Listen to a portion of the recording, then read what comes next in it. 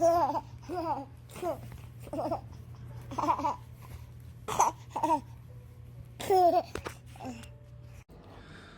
right, welcome to Magic, the Universe, and Everything. We're going to do a deck tech today on one of my favorite decks of all time, Adeline Resplendent Cathar. Now, this is a little bit, I want to say an older commander, but it came out, I don't know, when did Midnight Head come out? Not that long ago. It's not actually that old of a commander. But it's one of my favorite decks to play. I grab it all the time. And it feels so good to win with it. Even if I don't win, it does its thing. It's so consistent. It's just such a good deck. So we're going to go through it. And by the end, you should be able to build your own Adeline Resplendent Cathar. Tell me what you think of the cards I've selected in the comments. If there's anything you think I should be adding, that you would add, a pet card or two that you would love to play in this deck, and then what you think.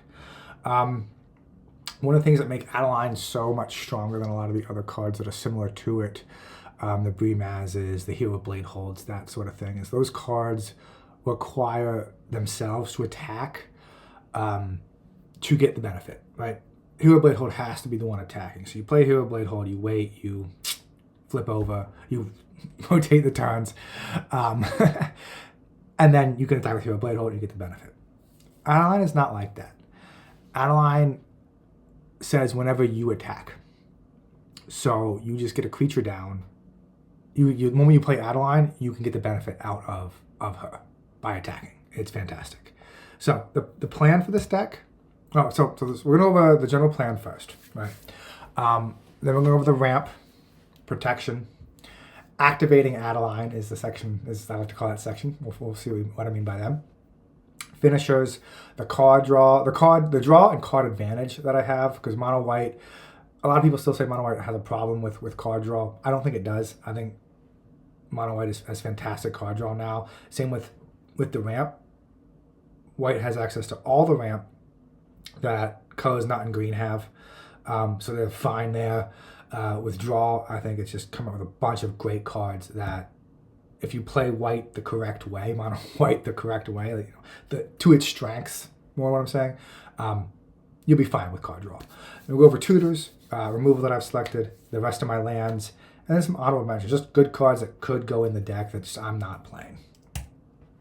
So for those sections, right, we have ramp. I have about 9 to 11 pieces of ramp in the deck. Because I really only need to get to 4 mana, so I need a whole lot of ramp. The 11 there is I have lands. I have Ancient Tomb, Nyx or Shrine of the Nyx, right? That kind of like ramp, right? I mean, they're ramp, but 9 to 11 pieces of ramp, 10 to 12 pieces of protection, 9 finishers, 13 to 15 draw/card advantage cards, 8 to 9 tutors, 8 to 12 removal spells, 8 cards that synergize with the deck. They don't really fit in any of these categories. And then 34 lands. So a very low land count, and only 9 to 11 ramp, but lower ramp. But that's, again, because I only need to get to 4. The deck works off of 4 mana just fine. So let's get into it. The general plan. This is the general plan with Adeline, right? Attack. So you would attack with Adeline or with any other creature. Attack 1, 2, 3. There's your 3 humans. Cool. And then you do it again, and again, and again, and again, and you get the idea, right? That's the plan. It's just to attack with Adeline. There is no plan B. There is no special sauce. That's what you do. The best hand with Adeline, if I open up a hand and I can play on curve these cards, I am very happy. Right, so turn 1, Mother of Runes, perfect.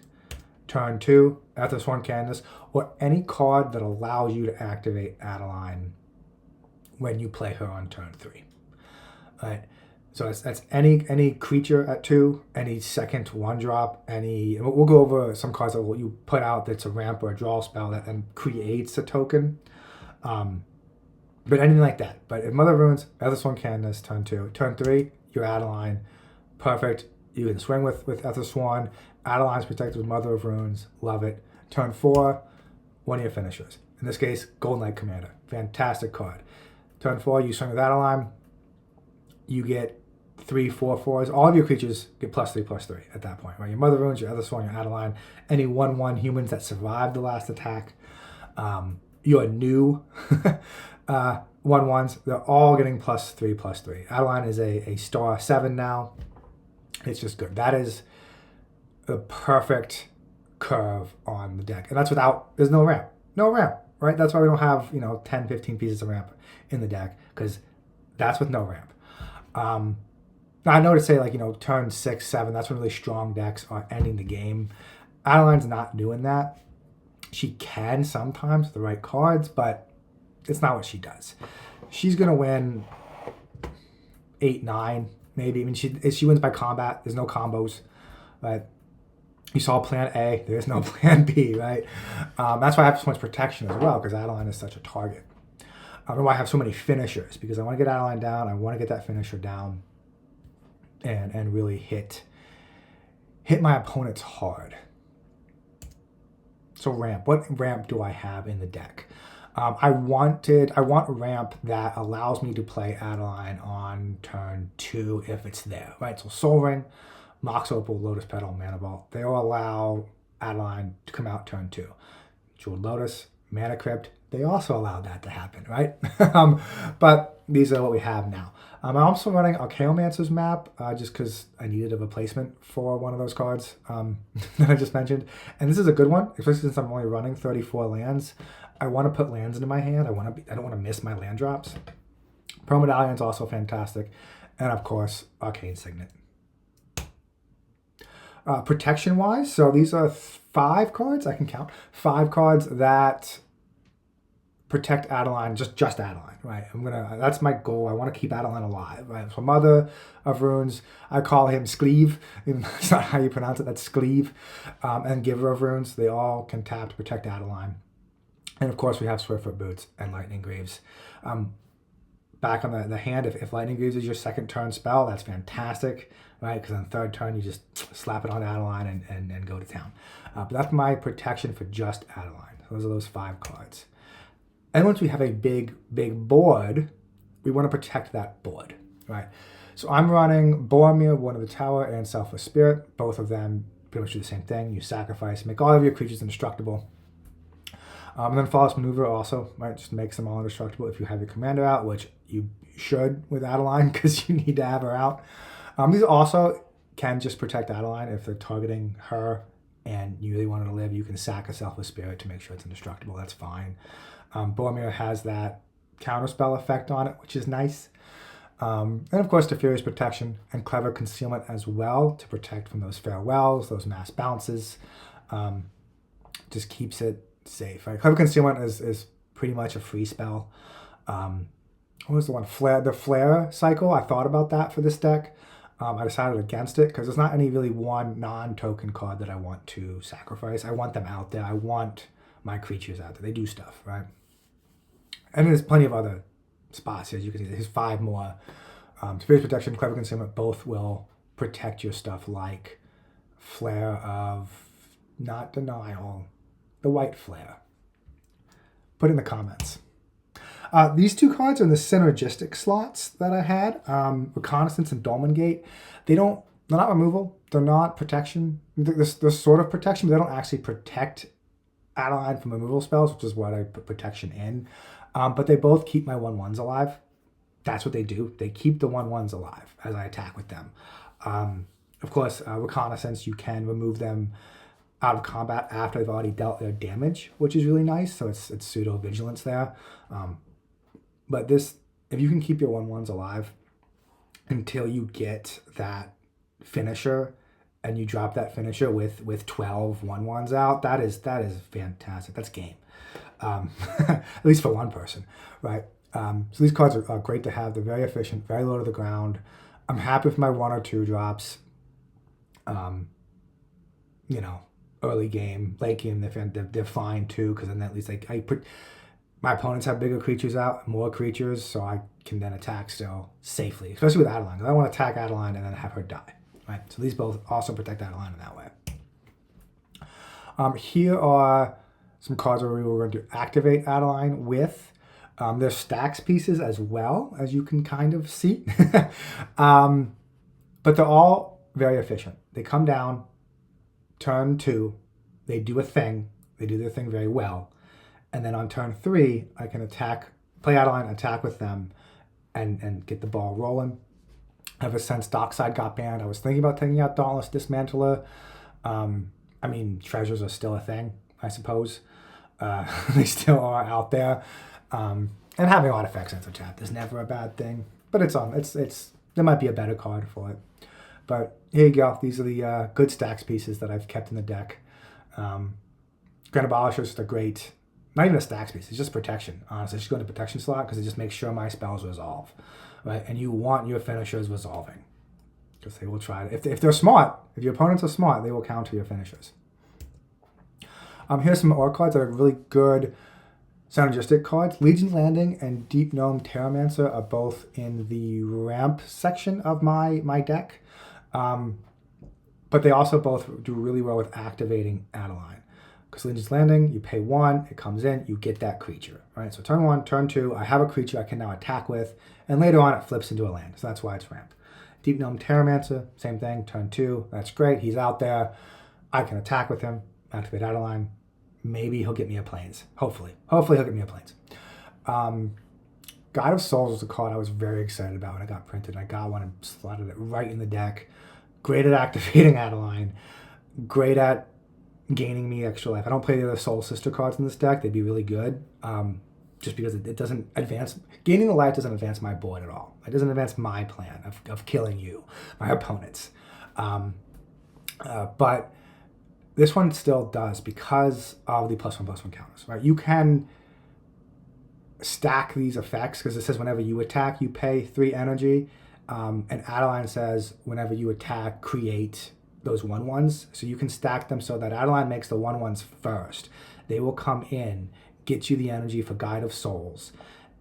And then the attack, whenever you attack trigger, for the second trigger on Guide of Souls is on the stack. That will resolve. You have 3 energy to pay, and then can put +1/+1 counters on. If it's your first attack on curve, you put them on Guide of Souls. If Adeline's attacking, you throw them on Adeline and give her flying. And then Copper Coat Vanguard. 2/1s are so much better than 1/1s. And giving Adeline. Ward 1 is not a whole lot, right? Ward 2 sucks. Ward 1's not terrible. But it's better than not having Ward 1. So, and that if it costs 3, I would not play it. It costs 2, so it comes down again in that second turn. Turn 4 is not terrible either. It's not in the finisher section. It is not a finisher.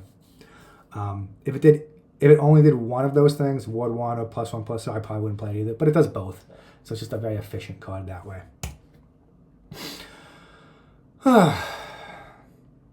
This is also still activating Adeline, but also draw. So Archivist of Ogma, Esper Sentinel, Staff of the Storyteller, Novice Inspector, Theremin Inspector. I play them both. This is all draw in the deck.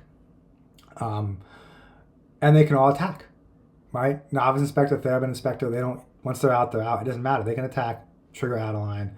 Staff of the Storyteller is fantastic. It's similar to the Vampire card, the ramp spell, where I play it and it comes with a creature. It comes with that body, right? I will always have counters to remove from Staff of the Storyteller, just because of how Adeline works. And it gets that 1/1. Turn 2, I can play this draw effect, have a 1/1 to attack with, activate Adeline on turn 3, so it's just fantastic. And then Stoneforge Mystic. It's one of the tutors I have in the deck. It activates Adeline, again, turn 2. Its job is to go for Lightning Greaves and Swiftfoot Boots. I was thinking about Brotherhood Regalia in the deck. It gives Ward 2 and makes unblockable, so not haste, but Ward 2 is very nice. And unblockable isn't bad, it's very good. I tried not to put a lot of cards in the deck that suit up Adeline because she's already a threat. She's already that, focus for people. So I tried not to put, I had the swords in the deck, I took them out. Don't know if that's the best decision or not. But I took them out because Adeline is already that focus. They already want to kill Adeline. And here are our finishers. We already talked about Golden Knight Commander. We have 3 cards similar to Golden Knight Commander. We have Baragond of the Guard and Valor and Akros as well. all of these say, whenever another creature enters the battlefield, creatures you control get +1/+1.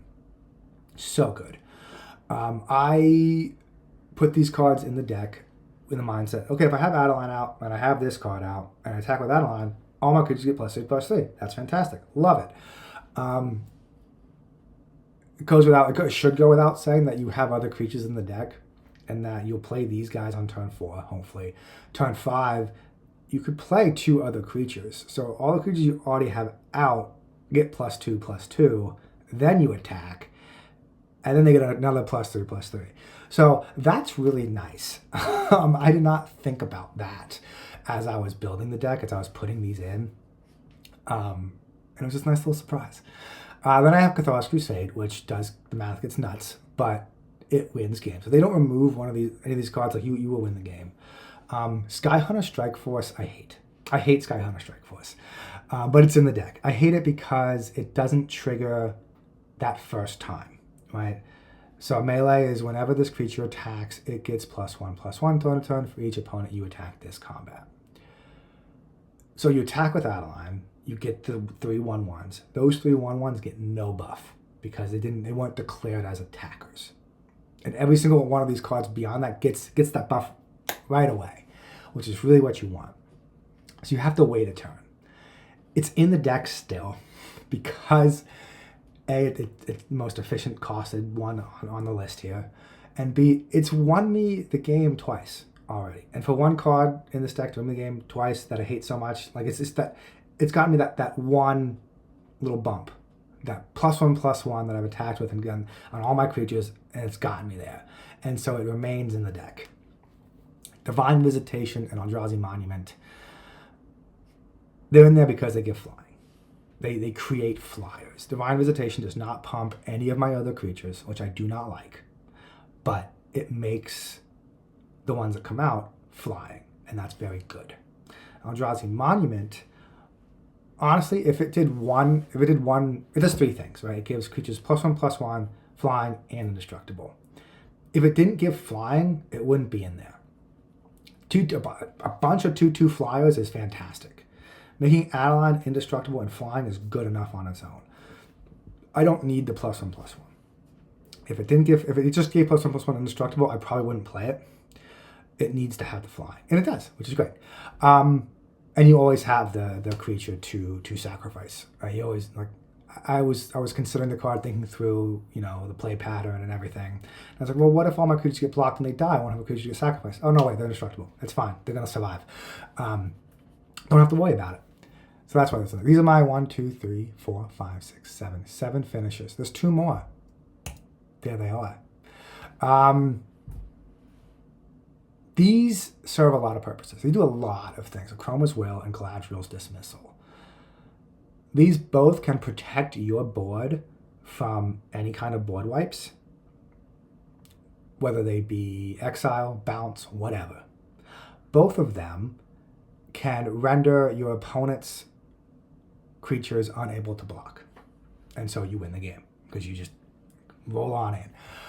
Chroma's Will, right, giving you all of your stuff protection, makes it so they can't be blocked. Fantastic. Galadriel's Dismissal is so good. You pay that kicker cost, you can phase out one of your opponent's creatures, all of them, swing in and win the game. I used it once to save I didn't think about this is how just versatile this card is. So I can pay 1 and save Adeline. That's fantastic. I can pay 4, phase out my board for a board wipe, protect him, fantastic. I can pay 4, phase out an opponent's board, kill them, fantastic. What I also did one time is it was 1v1 game, coming down to it. It was me and another guy. He attacked me for just lethal. And then I phased out his board to keep myself alive, which I didn't think to do. I wasn't like, hey, I can save myself from a lethal strike. Not one of my considerations for the card, but it is just so versatile and good. And so these are both in the finisher slots. Again, they do a lot more than that, but their primary purpose in the deck is to finish the game. Chroma's Will, you might not finish the game, but you can easily get Adeline up to that 11 and then kill somebody with 21 right away and swing to somebody else with all of your other creatures, kill them, and now you're at 100 life and have 1 opponent. So that's fantastic. And Gladriel's Dismissal is just so versatile. Great cards. Love them both. No notes. Here's the rest of my draw package. So this is why I said it's just not true that white does not have good draw anymore. Welcoming Vampire, Takasa's Welcome, Rumor Gatherer, Mentor the Meek, and then now Enduring Innocence is so good. These are just great cards, right? Power 2 or less, mana value 3 or less. When Rumor Gatherer came out, nobody was talking about it. I looked at that card. I was like, this is the absolute best card ever printed, right? You attack with Adeline, you draw a card. You get to look at 4 cards potentially. I think is that 4, at least 3, right? But you get to draw a card. It's so good. Mentor the Meek is still getting pushed out. I actually might. I'm just thinking here. Mentor the Meek is still a good card. Paying 1 to draw a card is fantastic, especially when you're not paying mana to create those creatures, right? Land tax is not a ramp spell. It's not. It's a draw spell. It just says draw 3 cards. Those cards have to be lands. So it draws lands. It's not one of those cards that just puts lands in your hand, but it's in my draw section of the deck right here. The One Ring, don't have to talk about that. Trouble in Pairs. I believe we talked about this on my overpriced cards. When Scott and I were together, we were still together in the channel. But I think we talked about Trouble in Pairs. I paid too much for it. I hated it. It's gotten a lot of hype since then. People love it. I have not been able to actually land the thing and it take effect yet. I have not been able to play the card and have it go a rotation of the table and draw these 3 or 4 cards out of it. Haven't done it yet. Skull Clamp, fantastic. When you have a finisher out in Adeline, you don't have to draw any more cards, right? Skull Clamp's fine. But if you don't have the finisher, you want to draw cards into the finisher, so you want to take advantage of those 1/1s. Chivalric Alliance, I also again do not like. It's just one of the cards I don't like because I play it on turn 2. It doesn't actually give me the creature to attack with. I have to play it later, and then I have to attack with 2 or more creatures to draw a card. But it's efficient. It costs 2 mana. I'm going to be attacking with creatures anyway, so I have it in there. Enduring Innocence is not in the deck just because I have the One Ring. I wouldn't be upset if the One Ring got banned, just because it's in this deck, and I was just okay, cool. Enduring Innocence slots right in there. That's fantastic. It's a great card. Love it.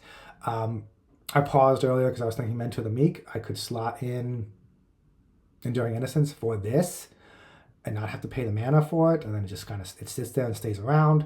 But I don't know. I like the fact that I could pay 3 mana and draw 3 cards, right, with Mentor the Meek when I attack with Adeline.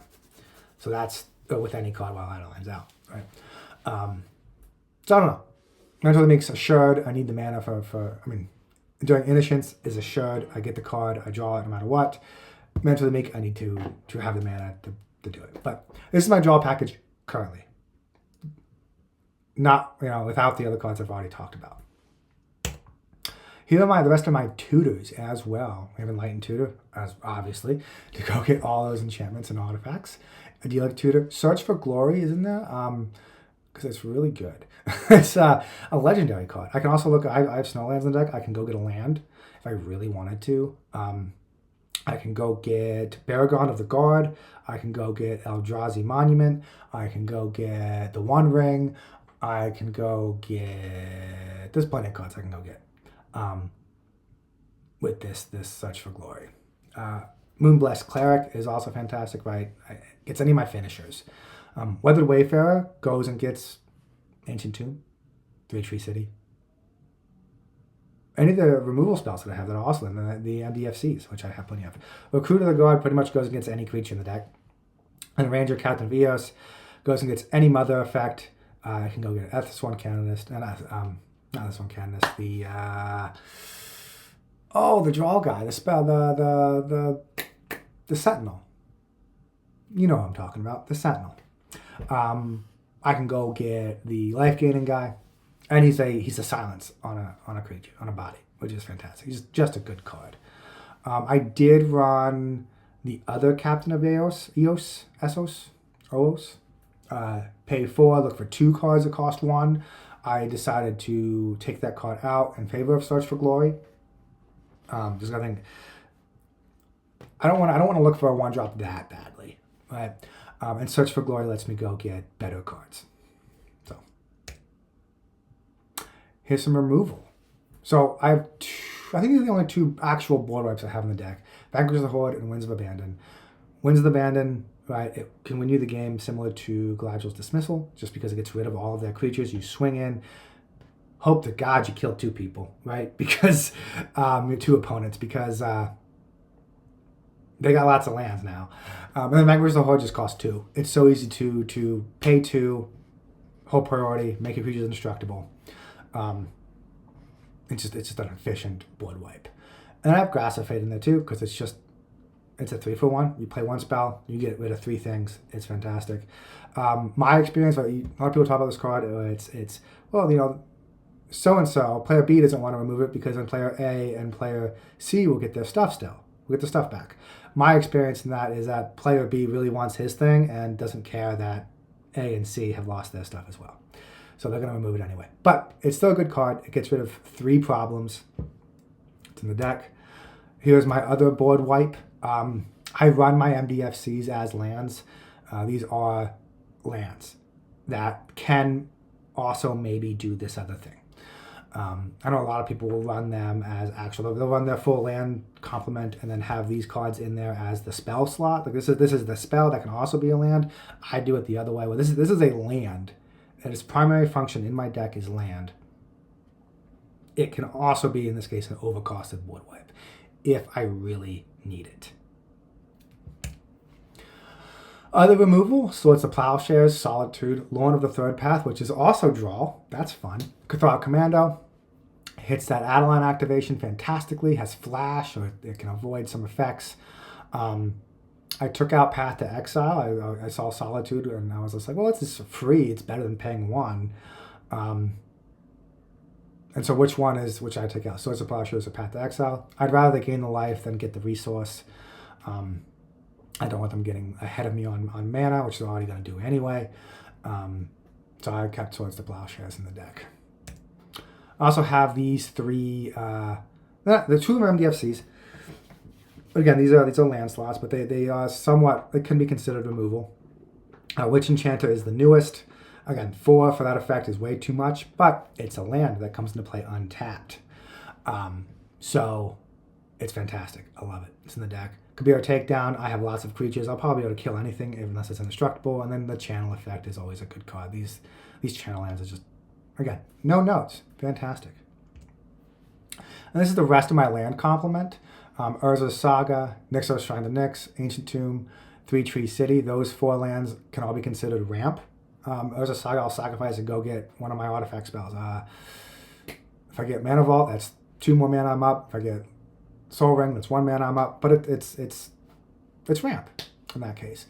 Minas Tirith is draw. It's fantastic. I have Emergence Zone in here. I've never actually used it. I think I actually took that out recently. I think I took Emergence Zone out very recently for a Strip Mine. Much more useful, I think. Hall of Healer Generosity, right? You have lots of enchantments you want to get back. Amelia's Call can be protective. It can make all my stuff indestructible for a lot of mana, but again, it's a land. And then finally, Command Beacon. Adeline's going to get hit a lot. You want to be able to put it back into your hand. And we have a Weathered Wayfarer to look for all these. And then we have 21 lands, plains. Either the snow-covered, I've kind of been switching them out. Not all snow-covered plains anymore. But some of them are. 21 other lands. So with the other cards we talked about, that brings us up to that 34 lands. And these are honorable mentions. So this Ranger of Eos that I was talking about there, there's Path to Exile, there's the Swords. Feast and Famine and Hearth and Home are the ones that I would keep in there, that I had in there that I took out. True Conviction is fantastic. Double Strike and Lifelink is just sauce, right? It's so good. It came out, though, because it costs 6. Everything else in there costs 5. Like, that's the most expensive card in the deck. It is 5. And it doesn't actually pump my creatures at all. So that's why it came out. Silence came out just because it's not a reactive deck. It's an aggressive deck. I'm not sitting there waiting for you to... I'm not going to go silence Chroma's Vengeance or Chroma's... They're Chroma card. Gladriel's Dismissal. We'll go with that one since I know the full card offhand. Palace Jailer just costs 4. It's draw. I think I took that out for the Lauren of the third path because it costs 1 less. It's just a more efficient creature. It can take out artifact and enchantment creatures if I really need to. Charismatic Conqueror, fantastic card. That could go back in for the Dauntless Dismantler if I don't care about them being able to have their artifacts enter untapped or not, just because it makes a bunch more creatures. When I turn 2, it's a great card. It's so good. I only have 1 copy, so it might be, I took it out because it might be going into my Balin deck that I'm making, or remaking. I took it apart because Dockside got banned. I was actually hurt by it. Anyway, and then Inspiring Leader is the other one. I took that out just because it, like Divine Visitation, it only affects my tokens, and I'm not a fan of that.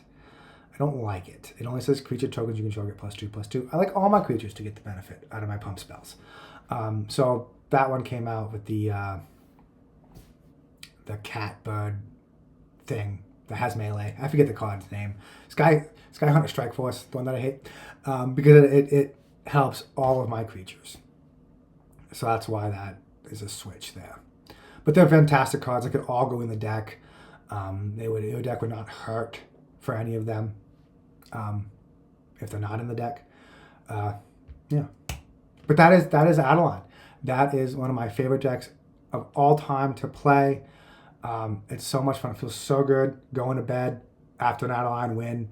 You sit there. It's like, okay, I'm going to win next turn, and you just watch the table pass the turn, and just like, yes. And you swing in and get it done. So satisfying. So satisfying. Anyway, thanks for joining. Like and subscribe. Comment what cards you would play in this wonderful Adeline deck. And what cards you wouldn't play in this wonderful Adeline deck. Yeah. See you next time.